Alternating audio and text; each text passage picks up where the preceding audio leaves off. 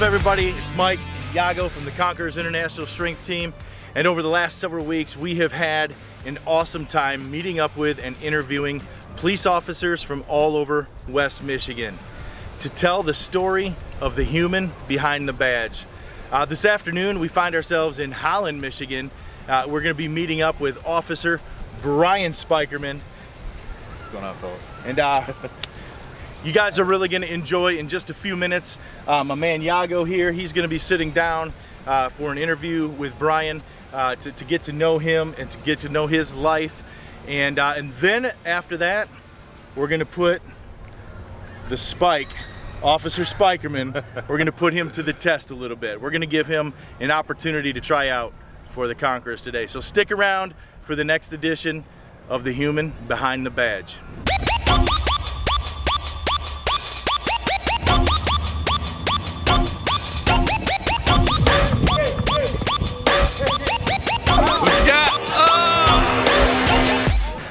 Today we are in Holland, Michigan with, who are you and what do you do?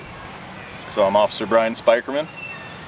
People just call me Brian, with the Holland Department of Public Safety, the Holland Police. My job title is a community police officer. So we have a specialized unit specifically for building relationships, meeting the community where they're at. And so my job, we do various things throughout the city. Obviously I can take calls just like any other officer on the road, but we do some things with our ice cream truck, or we do events. If there's a parade, it's usually us that's rolling through, and so really getting to know your community.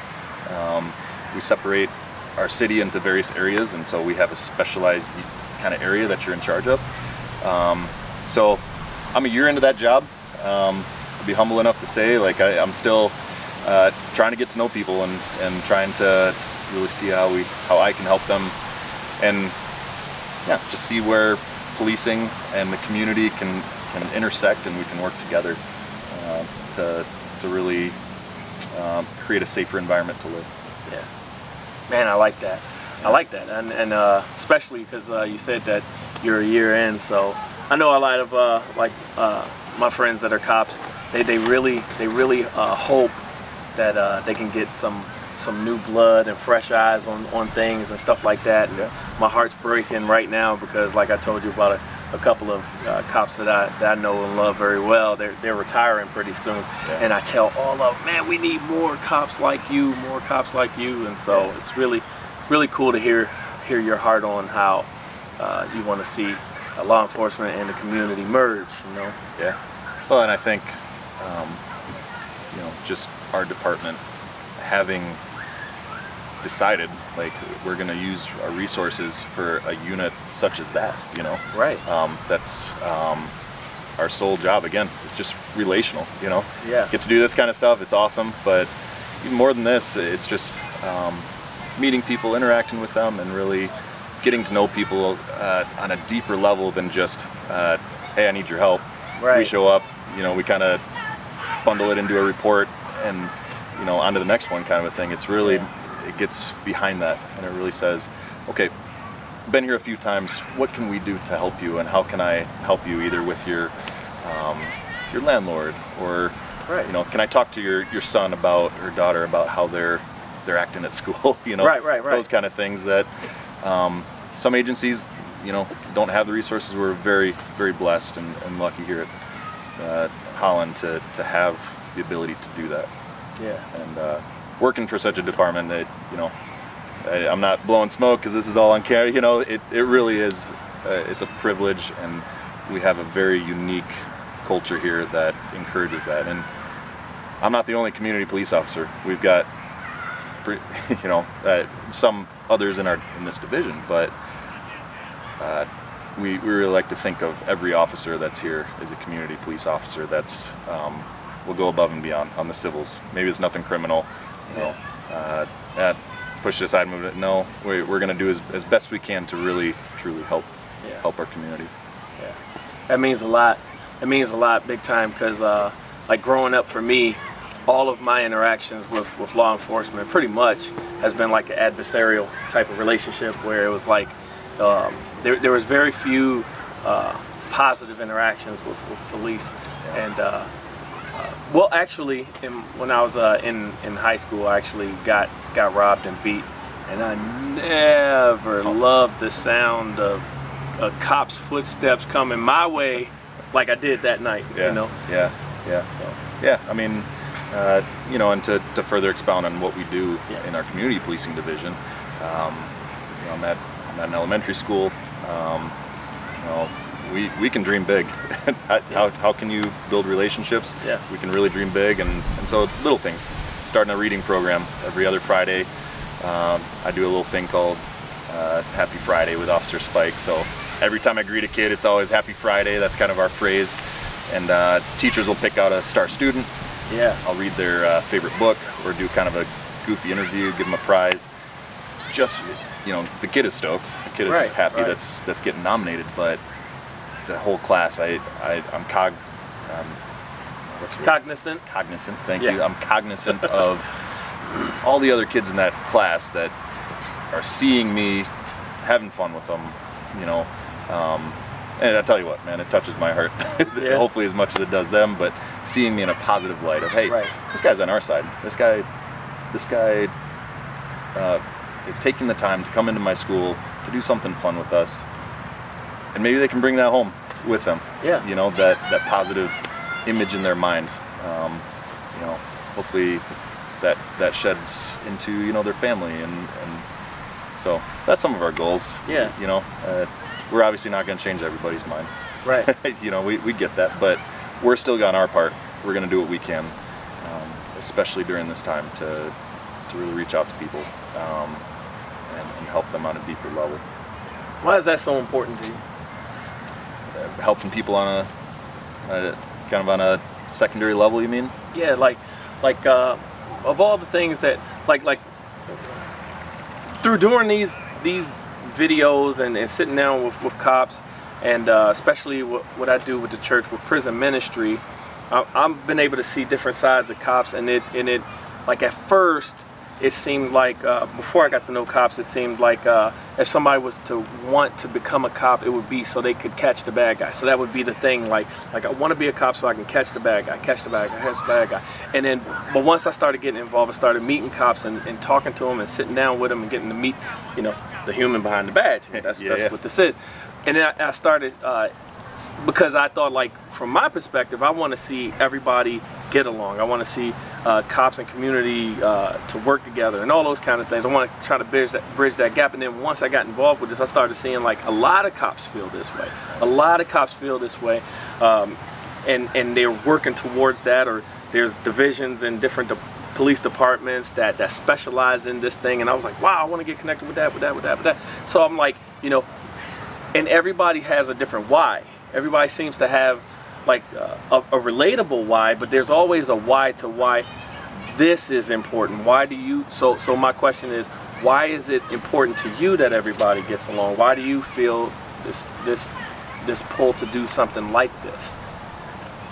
Yeah, so a question like that is very hard to leave my faith out of it, because I'm gonna tell you, I'm a believer. I'm a Christian. So am I. And that faith and belief in God is that everyone, regardless of your skin color, regardless of your background, every single person is created in God's image and deserves respect and deserves to be honored and to be treated as a human being. And I don't care what background you have, but I have to relate back to my faith and in the Bible that says every single person is beautiful in God's eyes. It doesn't matter where they're from. It doesn't matter their background. And we as Christians, therefore, have an obligation and the privilege of spreading that love to other people. I agree. And what I love about this job, and yeah, you know what? When I started, like part of this job is doing our job, and we've been given a task to help create a better, and part of that's arresting people and things like that. But man, the opportunities, if you're looking for them, that we get to meet people at their lowest time, and even if it's just a little seed in their life of you can do this. Hey, you're not too far down and out that you can't climb out of this hole. Hopefully that turns into something, but to some people, I mean, that's everything. They just need somebody to say, it's okay. Hey, I've had conversations with guys in my back seat that's just, man, they're spilling their guts, and they're talking, and just being there with them and saying, you know, what kind of jobs are you looking for? You know, what's your family life like? You know, how can we turn this around? And man, if you're looking for those opportunities, like I know a ton of our officers do, they're not the only one, and I just hope and pray I don't miss those opportunities, because they come literally on a daily basis. Really? Yeah, and you know, even little things like motorist assist. Yeah, I'm helping somebody, getting a tow truck for them, whatever. What else can I do for you? Yeah. You know, while we're waiting for a tow truck. You know? Yeah. Or just talk to them. Hey, how's your job going? Hey, during this tough time in COVID, how are you managing? Right. You know, just asking those questions, and if you're looking for them, you'll find them. And this job is very unique in that we're meeting strangers on a regular basis. You know, not every job is like that. We're meeting people, not only strangers, but people who are just, they're at their worst day. Yeah. And if we can do our job professionally, and we can show them, you know, the love of Jesus, like I was talking about, that's where it really becomes beautiful. And I think that's where the change is going to start. Yep. So when you get to experience somebody who's having obviously their worst day, maybe somebody, you know, at their wits end, you know, how can I put this? Because I do so much prison ministry, and I'm sitting in front of guys and girls who've made some decisions that put them behind bars. I've asked this a number of times. Like, how many people in here are happy that they're locked up right now? And it's very rare when you see somebody put their hand up. And then I'll ask, like, how many people know for sure you would be dead if you did not get arrested? That's when hands would go up. Yeah. Hands actually go up. And I've had people say, man, you know, I had one guy last year, not lying, told me in Kent County that if him getting arrested saved his life and saved his marriage. I've never heard nobody say that, but he said that. And he was like, the road that he was on, you know, that kind of thing. Yeah. He was like, the road that he was on was heading him right off the cliff, and him getting arrested gave him time to sit and think and this and that. And he came, you know, he was, you know, it was a life-changing experience with him, and for his family. I got to meet his family once he got out, meet his family, his wife, everything. It was just a beautiful thing. So I guess I'm saying that to say, you know, I do appreciate your heart behind the things that you have to do, because I'm sure you have to make those tough decisions sometimes. Yeah. And you know, this job is, I'm not going to say that we're always, you know, we're not always perfect. We're human, and that's what we're trying to do, humanize the badge. Yeah, this job can sometimes wear on you, yeah. You know, and the job is, as blessed as I am to meet those opportunities, there's just rough days where, you know, not that I treat anybody different, because there's a professional aspect to this, but some days are just rougher. The weight of the job just hits you, and we also got to be honest about that, and that's where the culture that we've kind of created at HPD, I guarantee if I were to treat somebody with disrespect or do something that is against my character and is against our you know, not only policy but just who I am, I've got every single guy and gal in our department that would come up to me and say, that ain't right. Yeah. You know. Yeah. And so, you know, it's really unfortunate, you know, talking about thinking about the George Floyd thing, that, you know, those are new officers. Somebody should have stepped in at that moment, but it's a shame that, you know, a department like ours kind of gets wrapped into that. Right. I get it. Right. You know, because we're all kind of wearing the same uniform, but nobody's more upset when things like that happen, then guys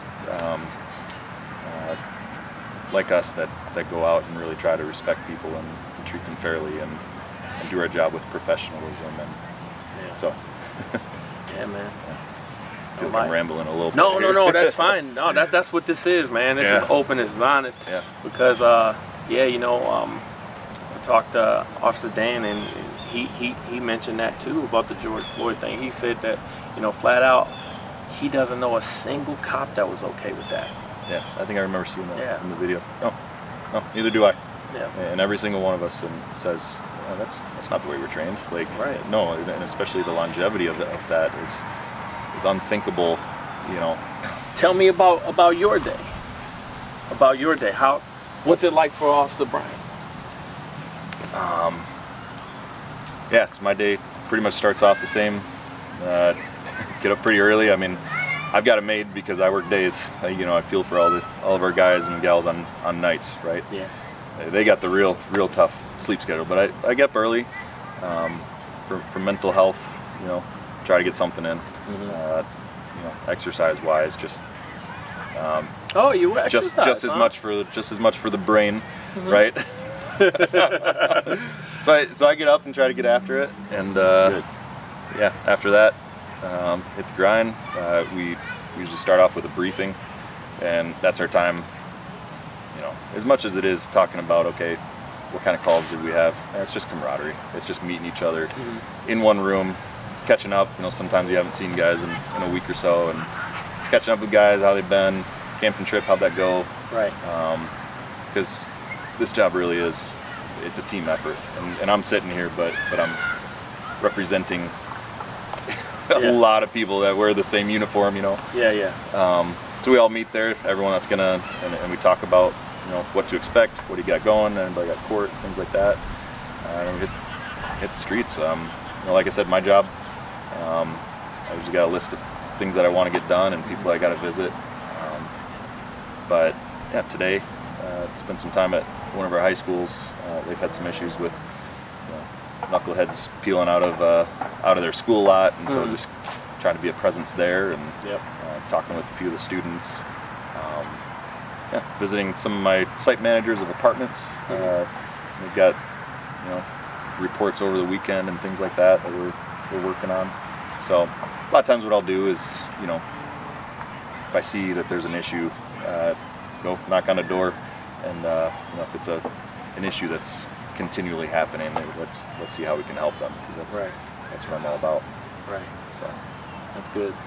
And then aside, well, I know you got to respond to calls and stuff like that, and you were talking about community policing, and I know that you also lead up the CLEAR here in Holland. Yeah. Want to explain what that is? Yeah, sure. So our CLEAR program, it's run through 70x7, and there's some guys there from Building Men for Life.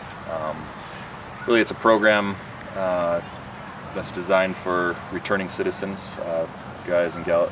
Well, this one's just guys, but guys who've been incarcerated for years, and a lot of them are on parole, some on probation. In other words, they're being checked on, and they've had a lifestyle that's put them in prison. Yeah. How do they adjust now, you know, after 10, 15, 20 years of not being in society, coming back to society? And I can only imagine, and hearing the stories, just how difficult that is. I mean, even things like cell phones and learning how to, you know, use the internet and GPS and things like that we kind of take for granted. Right. These guys got to start all over, and on top of that, they got to find a job and housing, and now they're coming back to their family. Like, it's just a lot. So really, it's a time every Tuesday that we meet. We break some bread and we have lunch, and we just get into conversation, and guys are encouraged to be open and honest, and we don't get much into, you know, what their specific crime was. Once in a while we'll kind of go down that route, but that's not our goal. Our goal is to be a support. What kind of things are you struggling with? Lay it on the table. I mean, and for guys, to be honest, some guys, you know, got some anger things going on, and the cool thing is that we have some other older guys that have been through it and have been successful, not going back to prison, not going, you know, not violating their parole.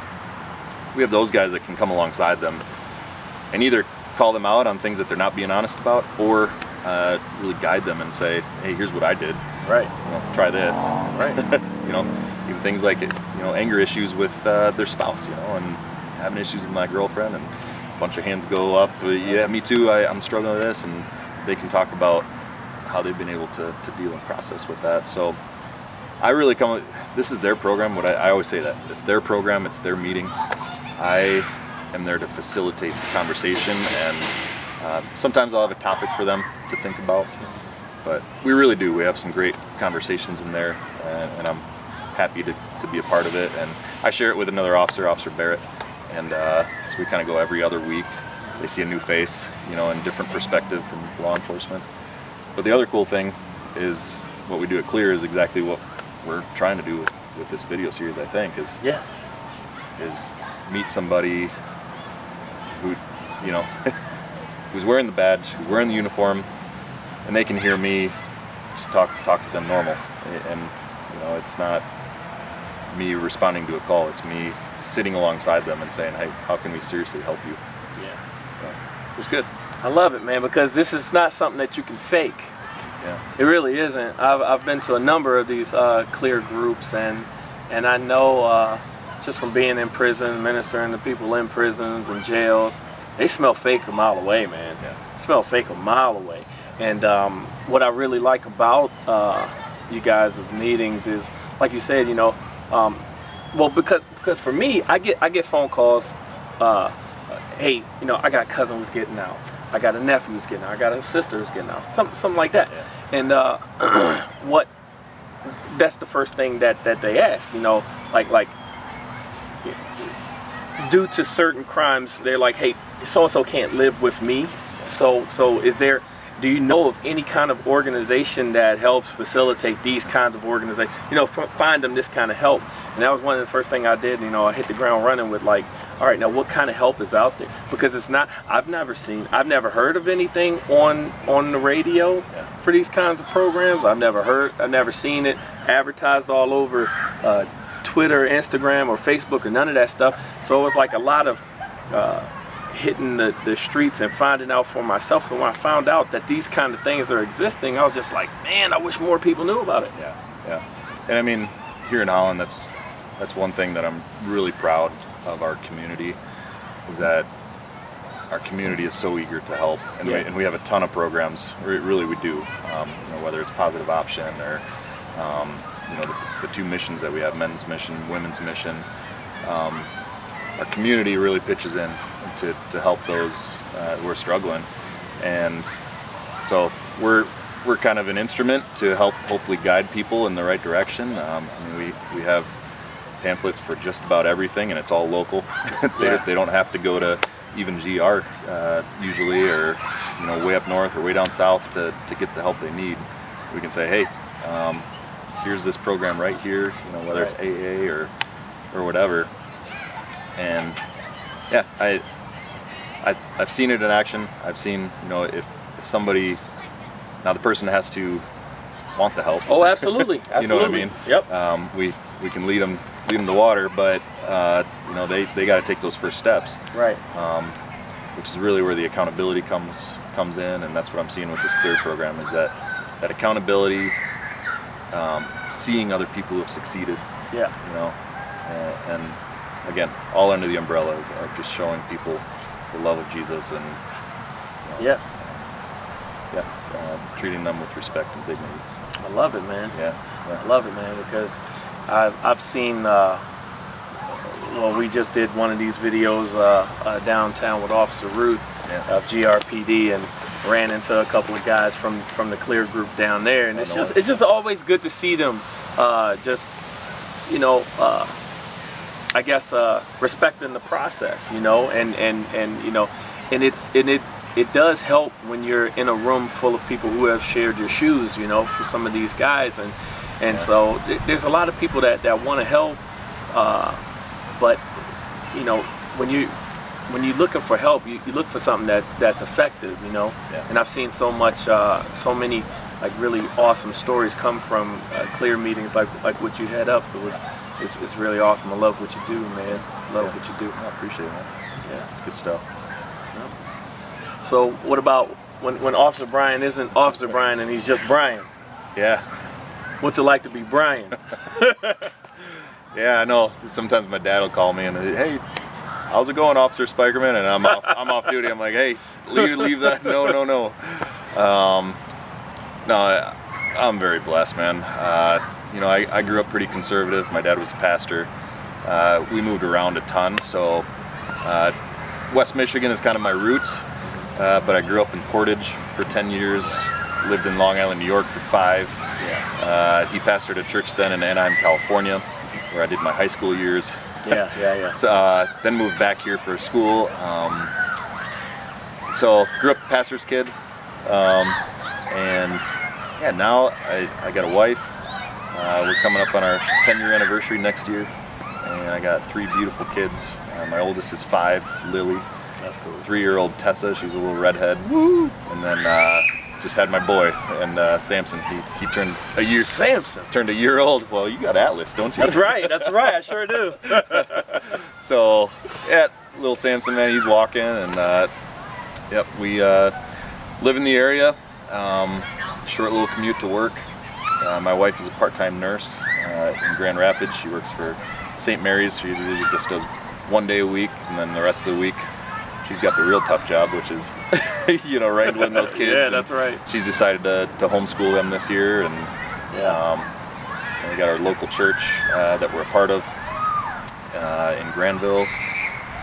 Yeah, hobbies I like to do. I played college baseball, so you know now I'm just a washed up, you know, slow pitch softball player. Get out of here. But so I play a little bit of that. I love athletics, but my family's my priority. So you know, my girl just started, my 5-year-old just started gymnastics today. Sweet. So I'm gonna go home and see how she did today. Yeah. With that, she was all excited, and that's cool. She just did piano lessons with her grandma. I mean, we got family in the area. We have a good life. My wife is a great support for me. You know, these times have been tough. Just mentally coming to work, knowing that there's certain people that feel a certain way about you, and you really do need a strong support system. And my wife has been that for me. My wife and my coworkers, we can really lean on each other. So you said you're terrified of police? Yeah. I am. I'm terrified of police, and this is all really helping me a lot. Like not a little bit, a lot. Yeah. Because last year I was going to a Griffins game, and a cop pulled me over. He said I ran a stop sign, and for me, I always am afraid. I'm worried. I'm hoping that you had a good day. I'm hoping that that you're not upset. I'm hoping that you don't feel threatened by me, because I know, and I've had people, my cop friends, say this, and I know they don't mean it the way it hits my ears, but I'll just tell you how it hits my ears whenever I talk to any of my cop friends, and we get to talking about working out and the conquer stuff, the bending steel and breaking bricks and all that stuff. Whenever they go like, holy cow, man, you're huge, I wouldn't want to tangle with you, blah blah blah, and the only thing I hear is, I'd have to shoot you, like I because of my size and stuff, like I don't, so I worry about that, like so when Dan saw like my video, he's like, man, your hands were so frozen and you're moving so slow. And I was like, my size makes me feel like I am a weapon, and my worry is that the cop might feel like he has to pull a gun or something, so I'm like really afraid. But doing these kind of videos is helping me move through that. No, that's good. And I can relate in, like, you're way bigger than I am, but in our department, okay, I'm one of the bigger guys. I'm 6'2", you know, and you're strong. a little over 2 bills, and so I'm always cognizant of, you know, somebody just sees a big old cop walking up on their car in a traffic stop, right? Yeah. So I mean, even what we train some of our new guys, it's up to you if you want to disclose your first name. Some people, you know, some cops are weird about that. I walk up, you know, I'm not usually Officer Spykerman. Hey, I'm Brian. here's why I'm stopping you. You know, just that kind of thing helps, man. Just to pull it down and just say, hey, I'm here. You know, I'm doing my job. Here's what it is. You know, if I see that tension, you okay? Hey, we're good, man. like we're gonna get through this, all right? You know, and then, you know, the thing about police work that I think a lot of people, how do I want to phrase this? Police work is very reactionary. We do a ton of training. we try to visualize every single scenario that could possibly happen, and we try to be ready for it, right? For our safety, for the, you know, for the safety of others. Like that's our goal, is to protect and serve, and to, you know, if somebody were to do something terrible right now, I have the tools and the ability and capability and the courage to go take care of it. Yeah. But it's a reactionary job, right? If nobody speeds on the roads, we have nobody to pull over for speeding. Right. You know? You know, if somebody's respectful to me, you know, and obviously how I treat them that's my responsibility, regardless of how they're treating me. But it's very reactionary to what the other person is doing, right? In our training, it's, okay, if this person's doing this, how are you going to respond? It's not, okay, officer, you're responding this way. What's the other person going to do you think? You get what I'm saying? Right, I hear you. So, well, no, I just want to say that, like the way you describe all of that is that, like, speaks to your heart. Sure. And that's why I wish more people knew you guys the way I do. Yeah. I wish, and that's the whole reason, because this idea where people are, like I was, like, terrified of cops. That doesn't have to be the case. Right. You know, that doesn't have to be the case. Yeah. And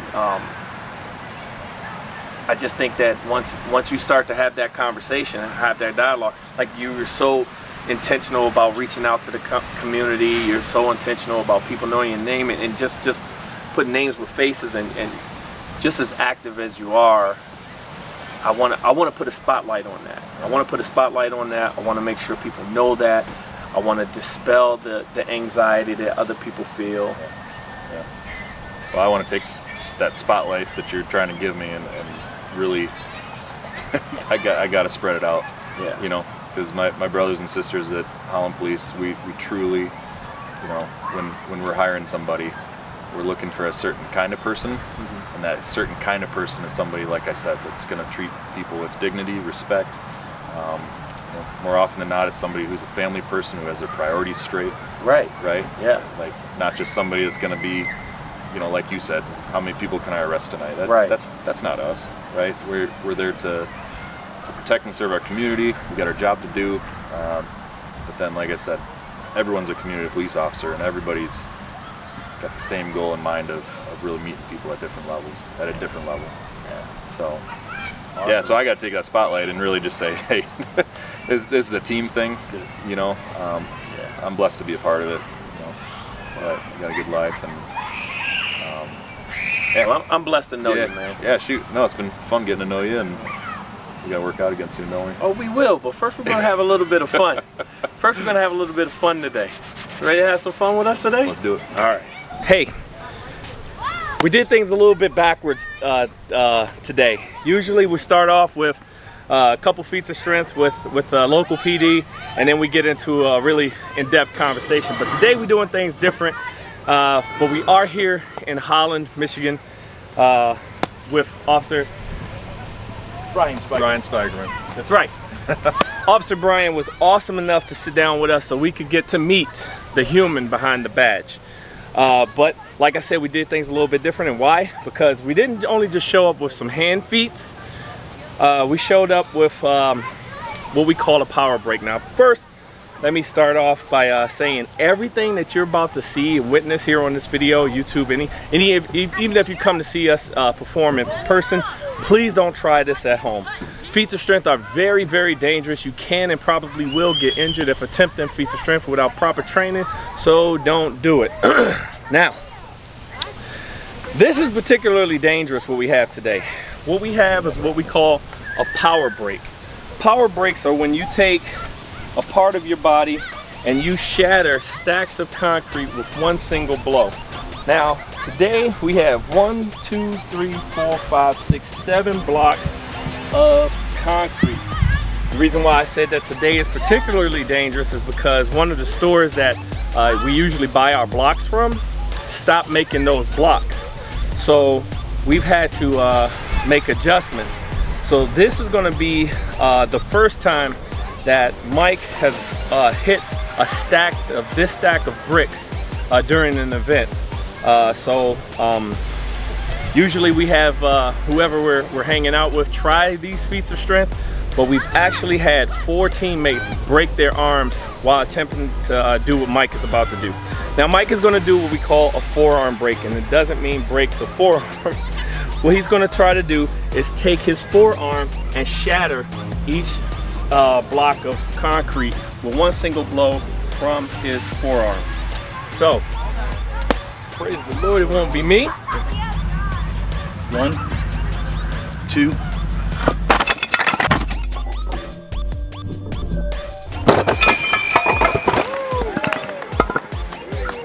Now that we're done with the brick break, I'm going to give Officer Spykerman a chance to bend our horseshoe.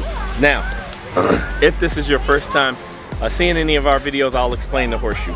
What we do is we take these horseshoes and we bend them from the shape of a U into the shape of an S. And I'm going to give Officer Spykerman a chance to bend this horseshoe. Now, Officer Spykerman, first of all, I want to say thank you for donating your tricep to this feat of strength. But I'm going to give you 10 seconds, but I'm going to explain to you how we actually bend this horseshoe. Okay. There's 2 ways to bend this horseshoe. You can base the horseshoe on your thigh, and it's a push-pull method. Okay. You push one end of the horseshoe away from you, and you pull the other end of the horseshoe towards you.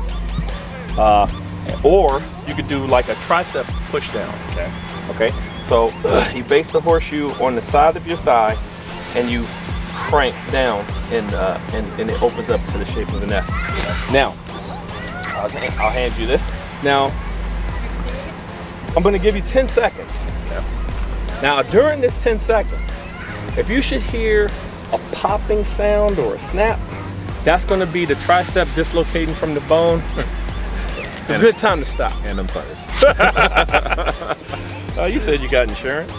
Something like that. So we'll give it a shot. We'll give you a towel also.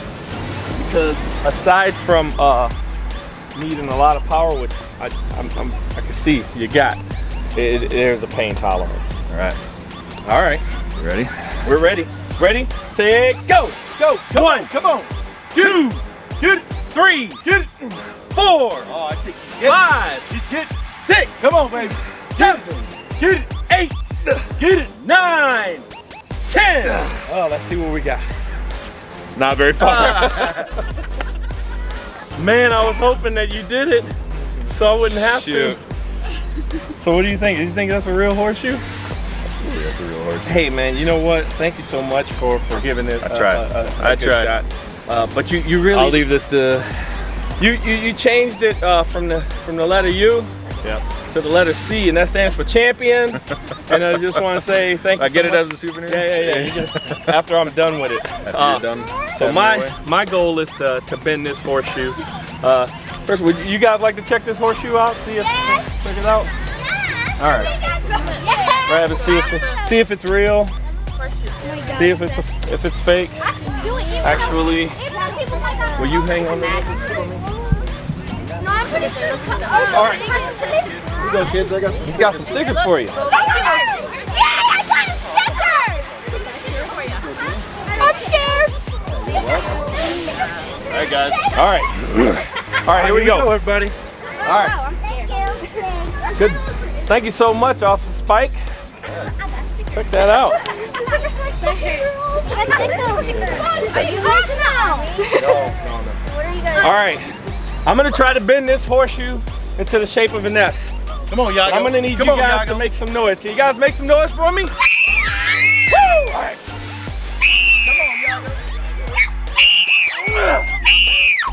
Get it, baby. Come on. Come on. Come on, Yago. Get it. Come on, Yago. Come on. Come on, Yago. Come on. Come on. Is it a good day? It's a good day. It's a good day. He's not bad. Good day. It's It's a good day. going a little further. We're going a little further. Come on, Yago. You got this. Let's go. Come on. Come on. Not too much. Come on. Yeah. Come on. Come on. Get it, baby. Don't Get do it. that to me. Get it, Come on. baby. You got it. Come on. Come on. Come on. Come on. Get this. Yeah. Right there. Come on. Come on. Yeah. Woo! All right. He's got it. He's got it. Here we go. He's close. He's close. Yeah. Come on. Come on. Finish it. Finish it.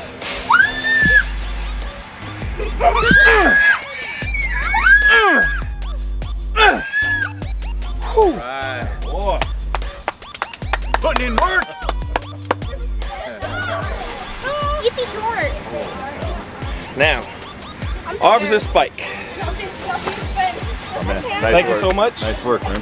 You all right? I am. I'm fine. The biggest reason why I really wanted to do this, I wanted to kind of put a period at the end of the sentence, because everything that we talked about up there, everything that you exist for, everything that you do for the community, man, I'm telling you what, it takes heart. Thanks, brother. Oh man, thank you. Appreciate it, man. Appreciate you. Yeah, thank you.